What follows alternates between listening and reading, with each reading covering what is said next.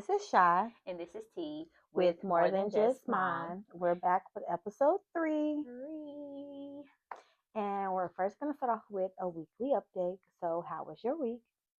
My week was trash. It was trash. It was a lot. Last week was too much for me to even deal with. But a good thing that came out of it, I got a new contract to help somebody with buying a house. This client is really diligent about getting their home, so that was good. What we do for the holiday was decent. That little break was nice. But yeah, overall, from a personal standpoint, last week was trash. How about you? So, mine's, it started out okay. I had a little incident on Tuesday. Again, I tell you guys, don't be like me, be like T. And I mean that for a reason because my anger can be trash, honestly, just to be honest. God's working on it. I'm working on it. I know it's something I need to fix. But after that, it's fine. I worked the 2 days at the hospital in the middle of the week so I could be off for 4th of July with my older kids. My 9-year-old was going to camp. That was an adjustment. I thought I was ready for her to go, but the whole time she was gone, I missed my baby. And then when they came back Saturday night, they came back 2 hours later than they were supposed to, which things happen, so I get it. But I was definitely tired the next day. Sunday was a drag. It Definitely, was a drag. definitely. But they enjoyed They camp. enjoyed it, and she's excited for next year, so that's always good. Um, but yeah, it was blah. I would say blah for me. Uh, just being honest. So we're gonna hop right into episode 3. This week's episode is about divorce. Uh, Divorce is a touchy subject Very for much a so. lot of people. For many different reasons. Yeah, I feel like a lot of it is the biblical standpoint of, you're not supposed to get a divorce, but I feel like both of us was like in a situation where we had no choice. Definitely. So I honestly feel like, I probably should have. I know me, I don't know about you, but I did not see God about that marriage. So honestly, I feel like God was like, you wanted this? Da-da-da-da-da-da. And yeah, I didn't want that.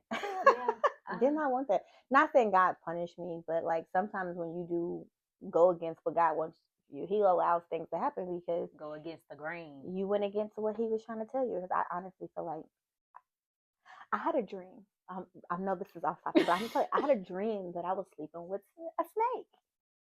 Literally a dream. And I don't remember my dreams. I don't know about y'all. Y'all dream a lot. Y'all don't remember dream. I had a dream prior to getting married to this man that I was sleeping with a Oh snake. no. And it just went over my head until everything happened. Then I was like, I bet you that dream was telling God's warning to tell me absolutely not him. But I didn't listen. So now years later, here we are talking about divorce. I I feel like I was not supposed to get married yet.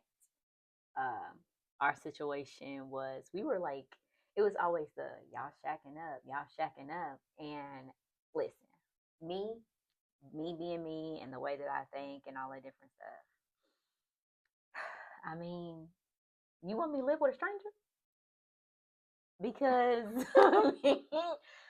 that yeah, we was living together. We already had one kid together.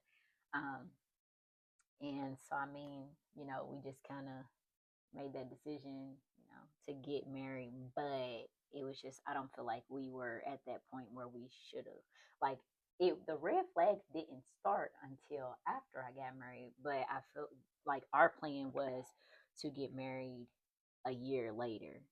Um, which a year later I ended up having Alex. Not even a year later after we got married, but I don't feel like I was supposed to get married when I got married, and so I feel like a lot came with that. Um, and we tried. I tried so much, like you said, you didn't see God, so we did like marriage counseling in church. I don't know if we finished because it was still that thing like y'all shacking up. So it's like, all right, maybe we need to go ahead and plan a small wedding. Um, but I feel like there were still things that we didn't get to touch on in marriage counseling. So, like you said, seek God. We were trying to, but we didn't, we didn't go all the way through with the process. But we ain't gonna just, talking about prior. We're not gonna dwell on the prior. Let's get into, The after. yeah, The divorce. Okay. what led to the divorce, because for some people that do not know, like, we both went through a divorce at the same time and did not even know Yep. that we were going through a divorce at Yep. the same time, which is crazy because we have two kids that are the same age and we didn't even know, like, we're cousins, we are cousins, Uh-huh. but we weren't like close. Like, Cheyenne is older than me, um, and you lived in Colorado Colorado. with our first sex that are the same age. So Yeah. we was pregnant at the same time, and it was funny because we weren't close, but I will watch her on social media, and I'm like, oh, she's pregnant too. I felt like I was the only person pregnant, so I will watch her. It was like a few of us that was all pregnant at the same time, but she's the one, the main person I will watch because we both were pregnant at the same time. But I had Nalani 3 months before she had Alex. And so she actually got married years before I did. But like I said, we both were going through a divorce at the same time. And I feel like it would have been one of those things where, like, if we would have known that we were, because when you're going through a divorce, you can't talk to your single friends because they don't know what you're going through. Can't talk to your married friends because they don't want to know what you're going Right, through. literally, Because there a lot of them are against it, yeah. so it was one of those things that, like, if we would have known and if we were closer, we would have been able to go through that together, like being a support system, for each because other. Because that's a we different knew. charted waters. And then I know we were raised at the chain church, but again, we're older. But they harked on you, like, divorce is a sin. You don't get divorced. Once you get married, you're supposed to, be one, and you seek God for everything that happens. Mm-hmm. And I wholeheartedly agree, because like when I got married to my ex-husband, I already told him divorce is not an option. Yeah. It's not on the table. Don't even think about it. Like whatever it is, there's certain things that I won't overlook, but whatever it is, we can go to God. We can Right. fix it. It is what it is. We're not gonna get a divorce until you get into the marriage and things start happening, and then you realize that, like, yeah, you're seeking God, but the other person isn't, or it's just not working. You're putting your life in danger. Your kid's life was in danger. Yeah. For me, I can't speak for hers, but for me, it came to the point that, like, me and my kids had to leave. It was unsafe for us to still be there. And I'll go more in detail about what I'm talking about. But right now, just like I said, it was just too much, and I had no other way to leave or the situation to get better but to leave. For me, it was a lot of, I was mentally drained leading up to that point, because I did say, okay, let's go to marriage counseling. I'm consulting with people that are actually, in the church and stuff. I'm like, okay, let's do marriage counseling. Let's do this. And he's not having it. He wasn't having it. And it was like one of those things where every time we got into it, he would throw around, okay, we're getting a divorce. We're getting a divorce. We're not getting a divorce. And then, for me, when I knew that I was just like over it, first of all, when I knew I was over it, I would go to work and I would have my little notebook and I would write down all my bills. Because I'm like, I'm literally at that point when I knew that I was ready, I was planning my escape. So, okay, I got these bills. I got this much money. I get paid. So I was already, I already did my budget now. I'm real big on budgeting. But it was just like, I'm trying to make sure that when I walk, I'm going to be okay. These kids are going to be okay. Because, of course, it was only the two. And, my parents would always say, oh, you can come home, you can come home. But it was like, I'm the oldest, so being very much independent. And so I'm trying to make sure that when it was time, like, and then at one point, I realized it was time for me. It was really time for me to, like, go. Everything literally hit the fan. And I said, I'm done. And I vowed for divorce. So it was, for me, it was just like mentally draining. I didn't know how I was going to keep going and going and going for the sake of the kids, because I feel like a lot of people don't get divorced for the sake of the kids. And I wasn't doing that with them. So. So let's get into the process for divorce. Because again, we was both going through our divorce at the same time. 2018? Yeah. But we both had two different outcomes. Two different outcomes. So, so I started my process at the end of 2018. So Alex had just turned 2, AJ had just turned 4. This is after the birthday party. This is literally a week after they. Matter of fact, not even a week. It was only a couple of days after their actual birthday. Um, and I was like, I'm done. Start the process. And so my mama lives next door to my first attorney. My first attorney. Disclaimer: my first attorney was trash. Don't Trash. please don't drop his name after that. No, I'm not. I'm not gonna drop names, but my first attorney was trash. Um, and so it was like just nothing was happening. I paid him the money.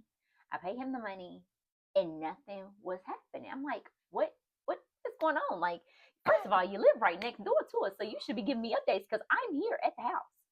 Um, but so during that time, not even just off the rip about my attorney, but during that process, so their dad pretty much, when you know, when you are going through a divorce, feelings, just all these underlying feelings start just coming out of nowhere.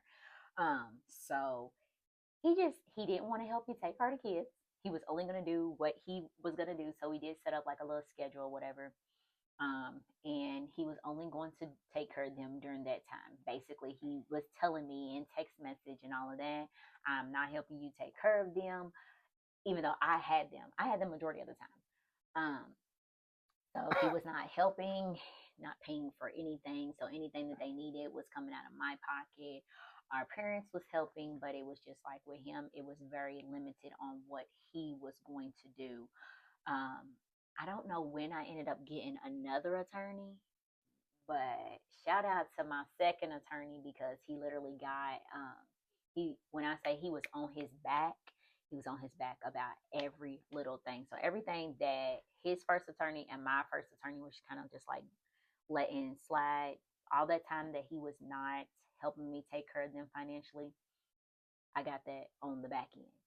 Um, but we worked at the same place too. And I'll just touch on like the emotional standpoint of it. He used to text me things while I was at work. And of course, I'm not trying to blow up on him at work because I still needed a job. But I remember getting a text message that was like, when this is all said and done, I'm going to take the kids. I'm getting full custody of the kids. And so, like, for me in my process, it wasn't like too bad. It never was a physical thing. It was always an emotional, mental thing because if anybody knows me when it comes to my kids, I don't play about my kids. I don't know how to fight, y'all, but when it comes to my kids, I might go into a full rage fit, and I would tell like I would literally be about to be. I want to fight him. We only work 2 floors, but I was on 9, he was on 7. I was like, all it's gonna take is for me to get on the elevator and go downstairs and punch him because that's literally how I felt because he would just say little things. And it's like when you're going through the process, you want to make your side look as clean as possible. And so I was keeping record of everything, text messages. There was a time where I just stopped responding to different stuff because it was just like, all right, you the one. I got all this proof and like that. Um, but my attorney was literally on his back all the way to the end. So I started my process September of 2018 and it went all the way. My divorce was finalized February of 2020. Um, and I feel like for me during that time, I cried a lot. It was a lot of emotions uh, for me because you want to give your kids like this life where it's a two-parent household. Um, because for us Black people, It's we far in between. it's very far in between. Now I feel like it's becoming more More, yes. common, but there's still that stigma that we don't have two-parent households. And I've seen like I have peers that have parents that are divorced, and some of them are like some of them are a little crazy to me. My parents were together up until I was 16, and so I saw the effect on it with my siblings more so because I was the oldest. I feel like it didn't affect me too much, and they didn't get a divorce, but they were in a long term relationship. So I seen that even with my siblings, and so like there were nights, especially when they were with him, I would just sit in the room and like cry. because I didn't know what else to do. It's not like I wanted this to happen, but I had no choice to, and I just wasn't staying there because of them. I wasn't going through 20 years, and the boys are 2 years apart. So like I would have had to wait until Alex was 18, and Mm-hmm. then say, oh, now we can get a divorce. I wasn't about to live a life of misery on the back of, oh, we're going to have a two-parent household. We're going to force this two-parent household. Um, but when it was all said and done, I think I was like so happy because of the emotional standpoint that I had to Endure. endure for what, a year and a half? Like a year and a half of Mine was longer, but let's yeah. And let's talk about yeah. it. So I we have been separated since 2017. And Y'all separated right after Lonnie. Just a year after Lonnie. Lonnie was a year and maybe 6 months, but we separated. And then it just went from he's gonna feel this, he'll get his stuff together, we can work on it, maybe go to counseling, to nope, I'm done. I had different girls writing me talking about that they wanted to meet me because he told them that I want to meet them because they them my kid's step parent. It was crazy. We haven't got a divorce. He told people he was already telling people we was divorced, that he left me, and it was just so much craziness happened even while we were separated. Mm-hmm. So it was just like I don't care what nobody say. It was God basically like, no, you're not going back to the situation. Mm-hmm. It's you're not going because it was Yeah. just girl after girl after girl writing me that he's hopping out of these relationships. Mm-hmm. And then at that point in time, he was getting the kids every blue moon on the weekend, but it would be with a different girl or a different location. It was never no consistent place. So then I was like, nope, we're not doing this, not at all. And then it was this, I'm this bitter baby mama. I'm mad because he left me. But let's just get this straight. I left him. I filed for the divorce. Even to this day, he's telling people that he filed for the divorce.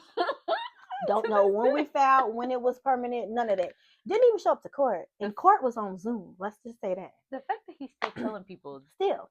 like So it went from okay, because there's no consistent place for my kids to be at. You don't have a place of your own. I want you to get a place of your own so my kids can come to their room, not come to different girlfriends' room.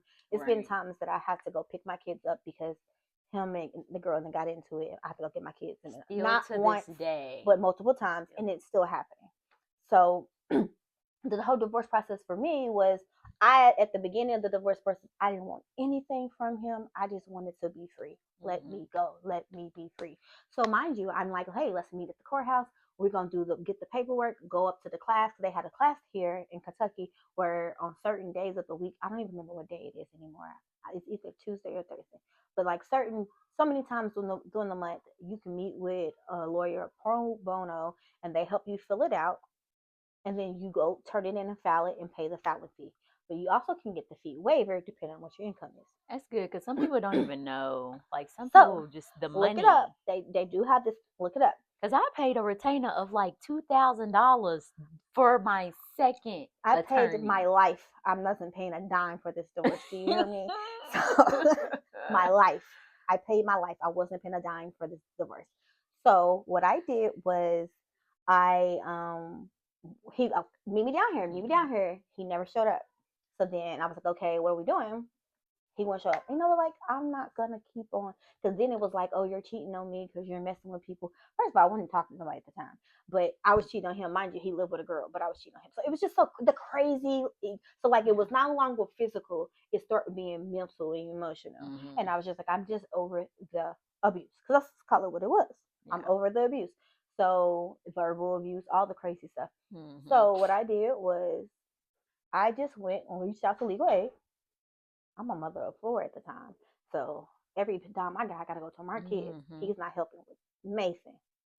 So I went to legal aid. And that was a long drawn process. So anybody who has to go to legal aid, be patient. Be patient. It's a process. But at the end, you will get what you need. Yeah. So I went through legal aid, and you have to fill out this application. You submit it to them. And then after I submitted, I waited a week, didn't hear nothing. I start calling every day. I know they was probably tired of hearing my name. Calling. So then when the phone calls would just be voicemails, I start emailing them. And then in the email, I'm just gonna be honest. I was like, listen, I'm desperate for this divorce. I need to get out this situation. This person is this, and this. I don't have any police reports showing this, but I need to get away from it. That I need this divorce to move process. Mm-hmm. Part of this process is Advocating for advocating yourself. for myself. And like, yeah, I was being vulnerable and telling a little bit too much to people I don't know behind a screen, but it is what it is. I needed this divorce so I can move on. Mm-hmm. So in the process of it, COVID happened. COVID. Like, And what it the shut. heck? So at first it was going down there and meeting people, but now okay. So then Yeah. legal aid was like, we don't know how we're gonna do this. We don't know lawyers that want to really gonna take on you guys for free because we don't know what lawyers that want to meet with you guys face to face because of COVID. And this is the beginning of COVID, so this is Mm-hmm. when people were dying, dropping, like, and so people were scared. So we wholeheartedly understand. I get it. I'm in the healthcare. I get it. I'm also in nursing school at this process time too. So then I'm in nursing school and I'm trying to get my life. But my whole goal was to, when I finally got a lawyer to reach out to me, I was like, listen, I don't care what it takes or what we got to do, but I want this divorce before I graduate college. I Mm-hmm. want my diploma not to say that last name, but to say my maiden last name. Mm-hmm. Didn't happen like that. But she worked with me. So then when we had a phone call, shout out to her because again, pro bono legal aid did not pay her a dime, but I would pay her 1,000 times over again. And whenever I see somebody asking who's a good family lawyer, I drop her name every Mm-hmm. time I get, because when I say she went for bat for me, she went for bat for me. She was like, "What do you want out this divorce?" And like again, I told y'all, I just want the divorce. I don't want the last name. I don't want anything for him. I don't care. We can do 50-50 with the kids. I did not care. She was like, absolutely not. Does he help you with these kids? No. Does he buy them anything? No. Does he get them? No. She was like, absolutely not. I will not file this divorce for you if we don't go after child support because you need money to help take care of these kids. You do not have Mm-hmm. these kids on your own. I feel like with that, you had, well, I won't, you had a really good attorney. For me, they assigned the boys an attorney for That's themselves. nice. But the thing was, because like I said, I was taking care of them. I did majority of the time. They were not trying to give me majority of the time like I asked for. They were like, So, no. well, in Kentucky, you get 50-50 unless team Yeah, otherwise. yeah. They So had just let's, passed that law in but like let's 2018. but let's talk about it. The reason why I got what I got, because so on my divorce, I got sole custody. I get to say whether or not he sees them or not, Mm-hmm. but he still has to pay child support. And the reason why I got that is because my lawyer was trying to reach out to him to figure out who his lawyer was, and he was acting belligerent, showing his true self to my lawyer. So Mm-hmm. he cussed her out numerous times, and all she's asking like, "Hey," or she's we're filing for a divorce. Yeah. I like to talk to your representative. If you don't have one, I feel like you need to get one. If not, I can send some paperwork over to you via email for you to fill out and send it back to me. But I would like for you to have somebody represent yourself Right. so you know what you're doing. Right. He's telling her, F you, Dup, you dup, dup. be. Like, I mean, he went ballistic, but he was just showing who his true self is. Uh-huh. So And so, she had all the evidence that she needed to yes. give you what you. So I had told her why I wanted a divorce. So when he did that, it helped me at the end. So when we went to court, she even still, even though he talked crazy to this lady, she every time we had anything, she emailed it. She mailed it to him. So it was not like he was not aware. Yeah.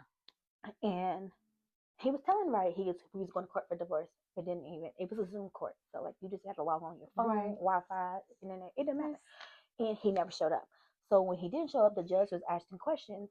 I'm answering them correctly, like telling her like this is why I'm getting divorced. This is what I went through. And then he was like, the lawyer, did y'all at least reach out to him? Where's his lawyer at? She was like, I attempted to reach out to him several times throughout the process. It was a long, drawn out Mm-hmm. process due to COVID. Every time I reached out to him, he cussed me out. He talked crazy to me. And the lady was like, the judge was like, oh, he did. And I was like, yes. And she was like, are you guys asking for child support? And she was like, yes, because he has not seen the kids, blah, blah, blah, blah. And so we got that. And she was like, in custody? And she was like, does he see them at all? And I was like, no. I said, he hasn't seen them. I was like, but he doesn't have a proper place to live. And I was like, honestly, I would like he can get visitation rights or something like that. I don't care. I was like, I just don't want it to be a process where he can just scoop up and grab my kids and disappear. I said, Right. because he's so erratic, I don't know. At that time, I didn't know what was going to Mm-hmm.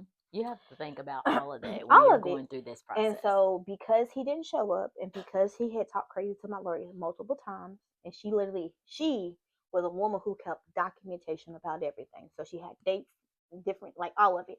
So, she literally was like, okay, so custody. That does not happen all the time in Kentucky. In Mm-hmm. Kentucky, you have 50-50 unless you have proof, There's a probable cause. probable cause, or they're unsafe, or whatever the case may be. Yeah. So, being that you're cussing out a lawyer who's reaching out to you. Right. You already showing that you are irate and you don't So, need to be around. but again, because of COVID, I didn't get my divorce into December 2021. Yeah. Ooh, So I child. graduated nursing school in July 2021 and then got my divorce December 2021. And I'm so happy.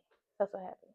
So, so, so Yeah. happy. Mine was at the beginning of COVID. Like when I say the very beginning, before the world even shut down, February 20, when I got the email and it was actually, what is that, retroactive?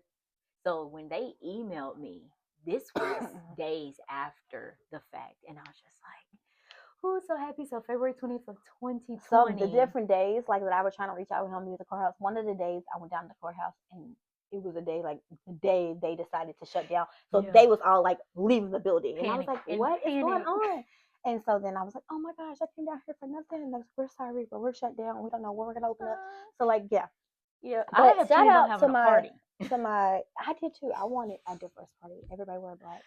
I wanted one. That was my plan, and the world just was Shut like, down. But mm-mm. I was so happy I got my divorce, and I was so happy for my lawyer because, like, I was okay with just accepting the bare minimum from my divorce just to get it, and Mm-hmm. she was like, "No, you're gonna get what them kids deserve this amount of Mm-hmm. money," and I don't see none of it. Let's just say he don't pay none of it, Yeah. but it's on my divorce decree that he owes child support, so Yeah. he is in debt with that, and eventually, when my kids get older, they'll be able to Yeah, right. ask for it, sue Yeah. for it, whatever.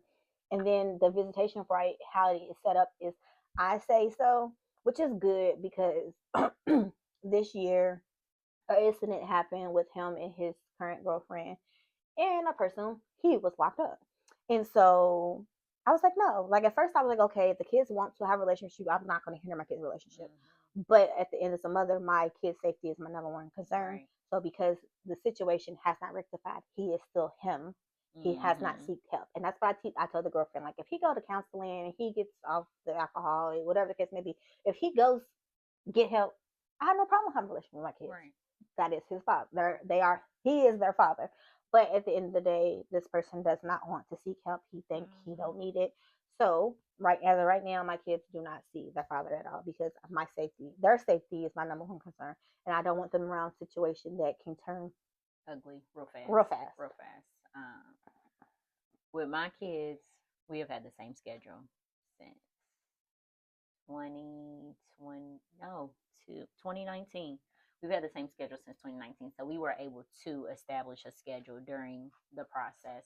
A lot of the ending pieces of it was just like the legalities of it. So we knew that I didn't want nothing from him. He didn't want nothing from, like, we had already separated everything.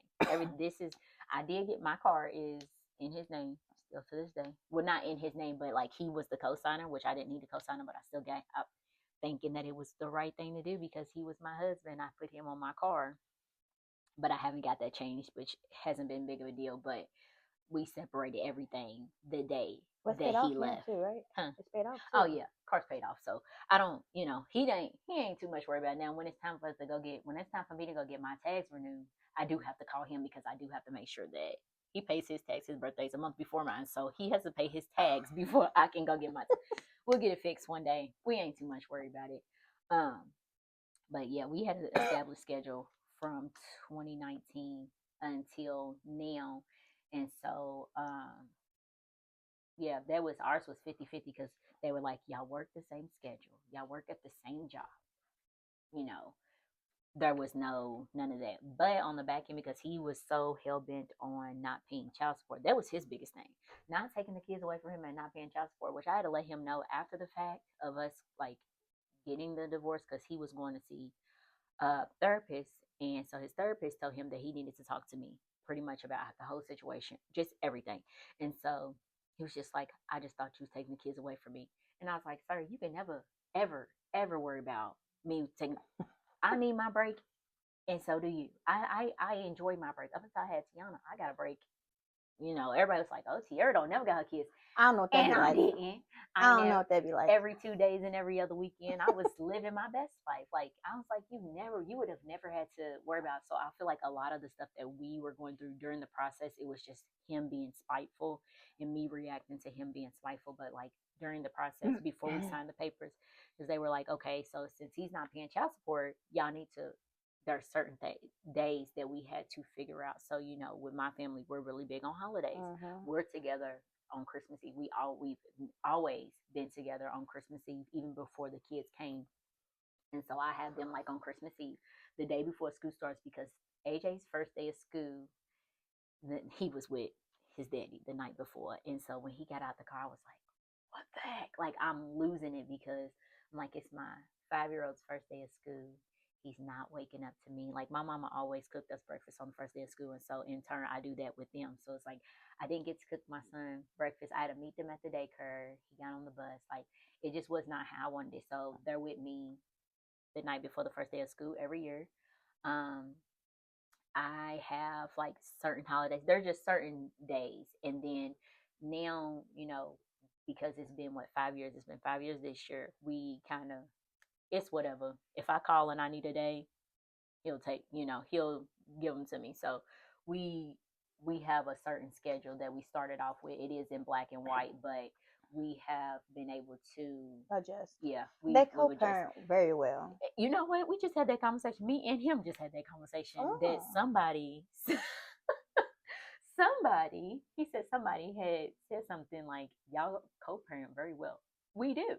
I am the head honcho. And I don't have to co-parent at all. I am mom. She don't have, now we not know.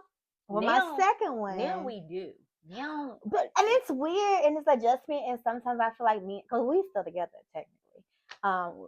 We just don't stay together. Oh my god. But so it's weird because I'm so used to not having to talk to somebody have about somebody opinion on any and everything. Yeah. And now he's very opinionated. Yeah, because I just not play with me. I just be calling. So with the first daddy, I just call me like, this is this, this is this, this is what we're gonna do. This is how I want things to go. How do you feel about it? Okay, but this is how I want things to go. Now that the kids are getting older, of course, we try to especially AJ, we try to factor in AJ's opinion. Like with baseball, we try to figure out what league he's gonna play for baseball. But we try to take that. Now that second one, if I make a decision and I don't consult him, we into it. We're gonna get into it but I'm so used to being able to make those decisions on my own. Yeah, on my own. And for me, it's like I don't got no choice because I can't call him and ask him nothing. The first four said he ain't gonna put no money towards nothing.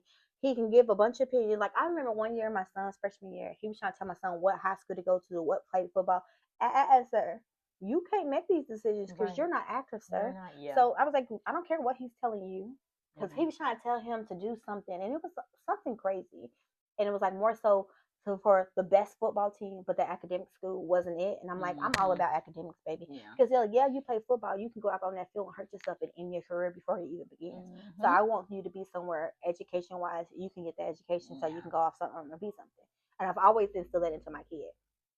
And like I said, they do communicate with him, but they don't see him. So for you to tell my son what he can and can't do, absolutely not. I had to tell him, you don't make no decisions. You run anything you want to say to my kid past me first, because at the end of the day, you may be his biological father, but you don't do anything for and your him. Kids are older. Like with the older three, they'll start to see it for themselves. Like And I watch your first two, and it's just like they definitely see it. Now your third one kind of sticky, but I feel like there's always the one. Well, kid, actually, that third one has come around.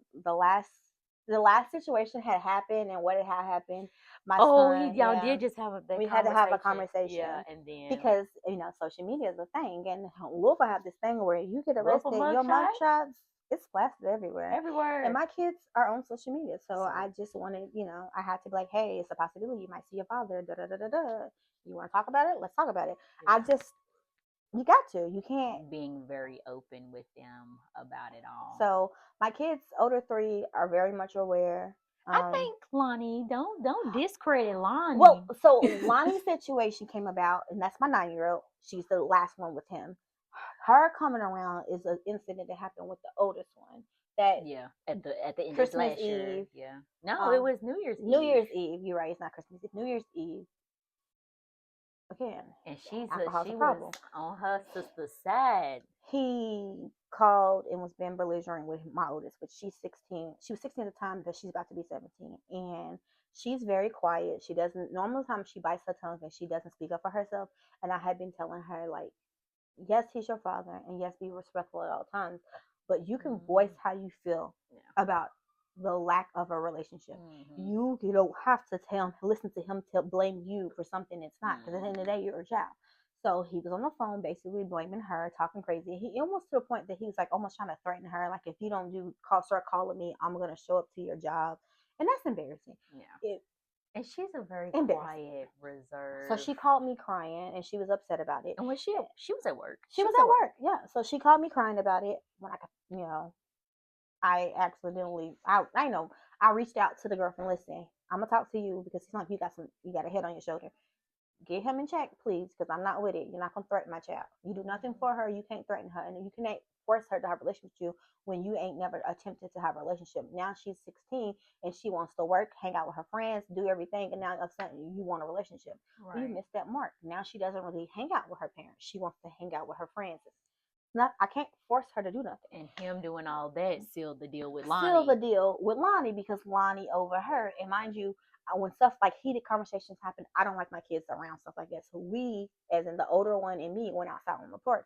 But it was so loud that she was so upset and so much crying that my 9-year-old overheard it. And then the call ended up being on speaker for whatever reason. And he made a comment to her that my 9-year-old was like, if he don't talk to her, he ain't got to worry about talking to me. And so he's really still his fate with his children, and it sucks for that to happen. And I really try to shield them for, like, even when he tries to argue with me, I don't like to be. I go outside. I don't, because my house is a one level floor, so I'm not going to argue with you and talk crazy. We're not going to have these conversations where my kids can overhear.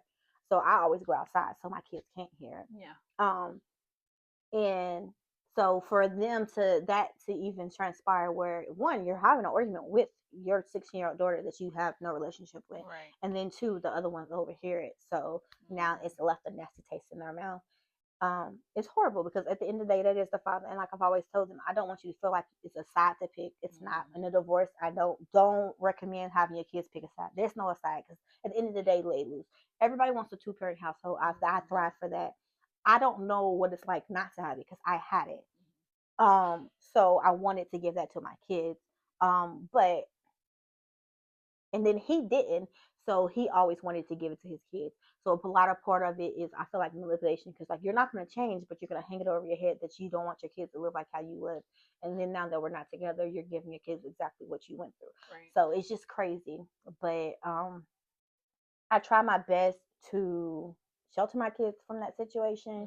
And so part of it, like, it may look like on the outside of the other end, me holding my kids from that process, but it's more so I just don't want my kids to have to grow up faster than they have to. And I don't want my kids to be around a situation that is dangerous or be in the wrong place at the wrong time. Yeah. Because that's kind of a lot of the situations nowadays are. A lot of things happen. And then parents, with him being an alcoholic and all of that, you just you never know what. And he's an emotional one. So for me, that's my biggest concern. Like, it'd be different if you was a functioning one. Not saying it's better, but like, you get so emotional and you start arguing with your girlfriend, and then the argument turns physical, and then I'm not there to protect my kids. Right. I don't care what y'all got going on, but my kids is my concern. So, yeah, they haven't seen him since I was last year. Was it sometime this year? I feel like it was at some point. I think because that situation happened this year, so it was the beginning of this year, maybe in January. Yeah, like in the, because it happened in February, like the end. Yeah, you're right. Yep. But yeah, so like my kids, it's sad to say. And then now he does this bribing thing on Cash App, where he'll send the money with a message, and I just think it's so weird. But at the end of the day, blows me. Just blow me. I don't even know this man and he just blows my It's to. whatever. But that's what I do with. So I don't co-parent, but I still have to like I literally have to pick up the pieces and like he'll do something and I'm having to go around it and protect my kids from it Right. or reach out to him, which I like to be no contact with that man as much as possible. If it was up to me, we ain't got to communicate about nothing. I like it like that. But It some gives you more peace. situation I have to reach out and it's almost as if like some of the things he does is because he wants a reaction out of me. So the rest of this year I've been focused on like regardless of what he does, as long as he doesn't do anything to my kids, I just gotta ignore it. I've been approached by so many people. So many people have told me different things that I would never in a million years think a person would say about me, let alone Your my kid. kid's father. But I just no reaction, baby.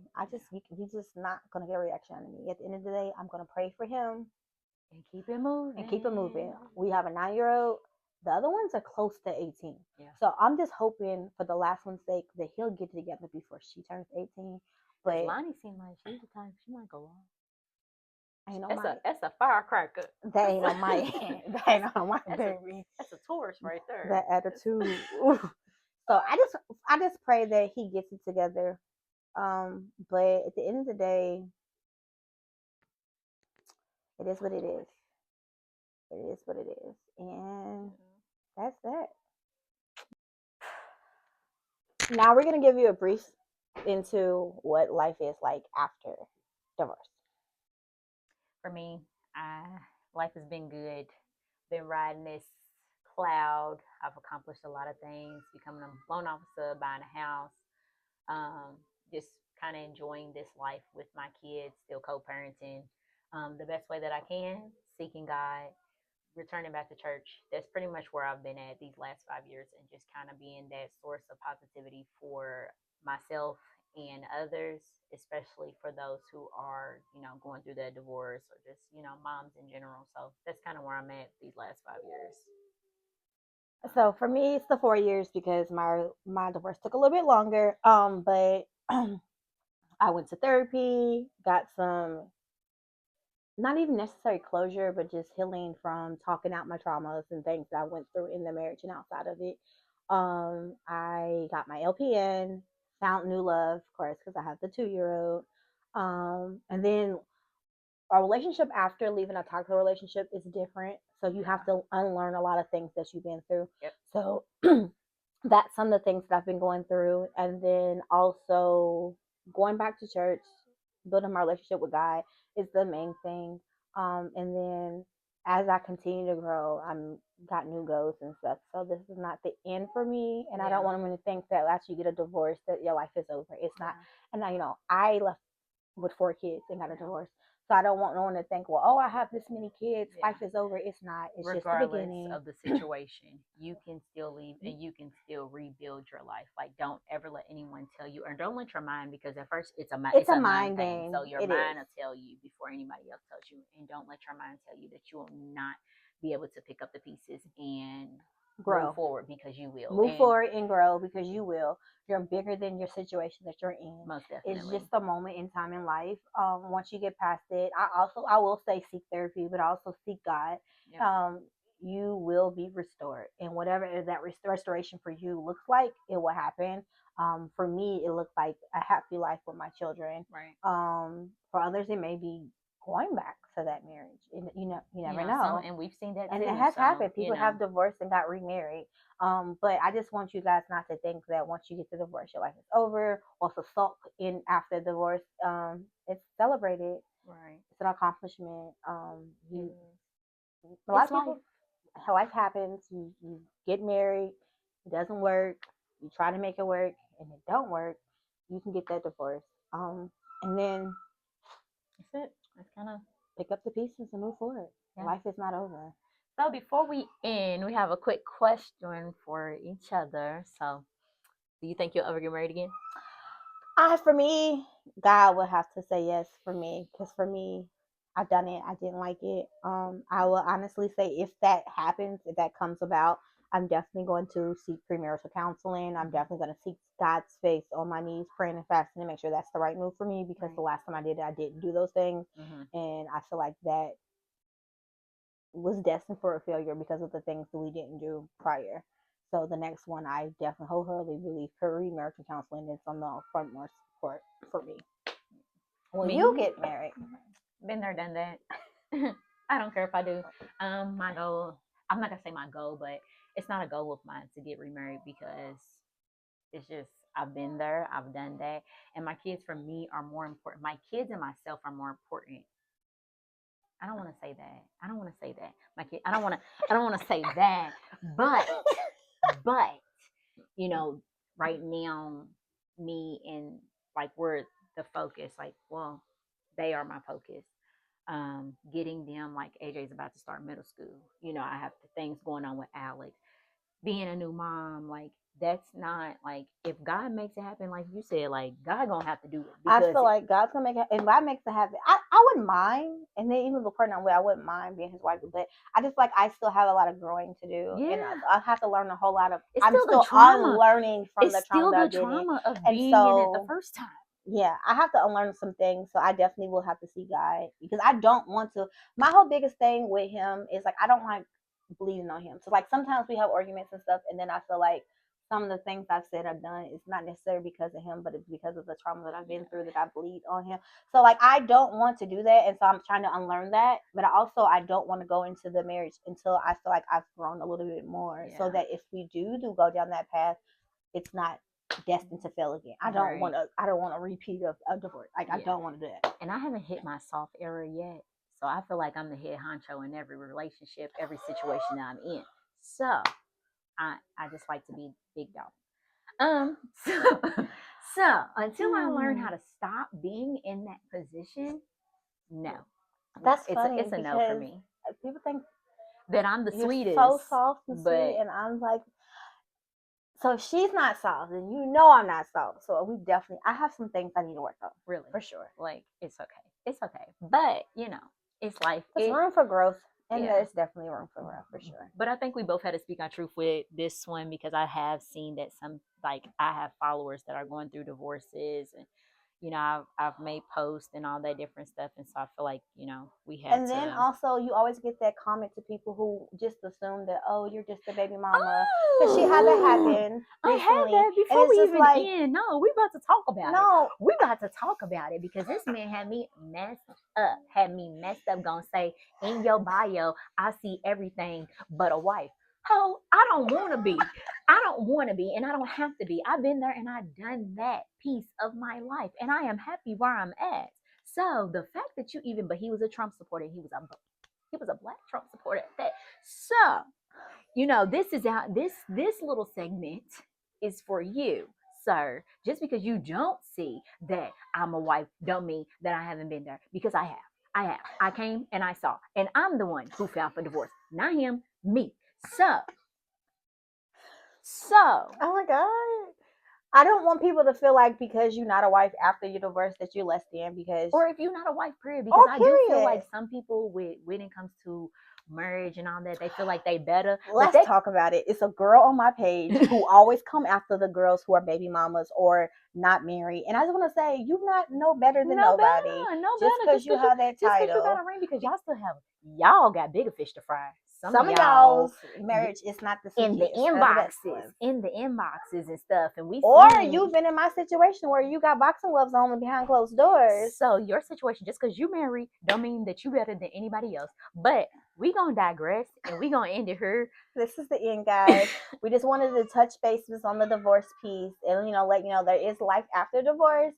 Our experience with our divorce, and that just because we got a divorce doesn't mean that the life is over. Because our life has just begun. With these kids. These kids and that divorce decrees. Thank you for watching. We'll catch y'all subscribe, and we'll catch you on the next episode 4. All right. Bye, guys. I am.